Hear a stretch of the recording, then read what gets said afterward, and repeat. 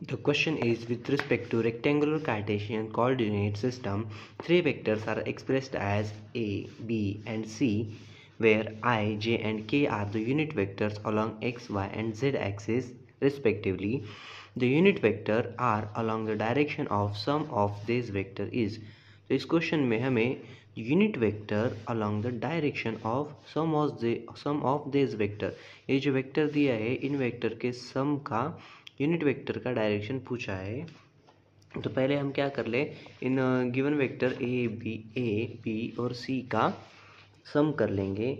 ए अगर देखें तो 4i minus j, b minus 3i cap plus 2j और c माइनस के।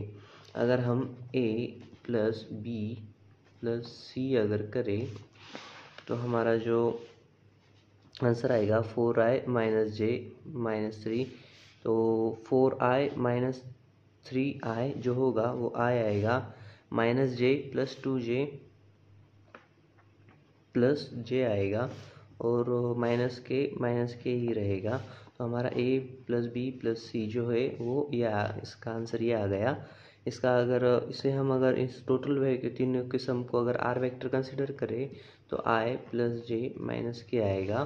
तो हमें इन तीनों के सम का sum of this unit vector are along the direction of sum of this vector, इसका यूनिट वेक्टर पूछा है। तो कोई भी वेक्टर अगर हम देखें तो अगर इस वेक्टर को आगे हम देखें तो ये जो बनता है इसका मैग्नीट्यूड और इसके डायरेक्शन से बनता है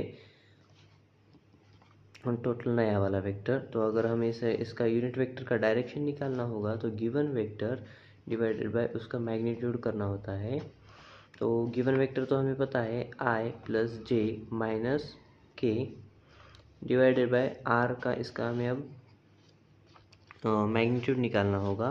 तो अगर इस r का मैग्नीट्यूड अगर देखें तो अंडर रूट i का जो वैल्यू है वो 1 है, j का भी 1 और k का भी 1 आ जाएगा। इनका स्क्वायर अगर करें तो जो हमारा जो आंसर होगा वो अंडर रूट में 3 आएगा।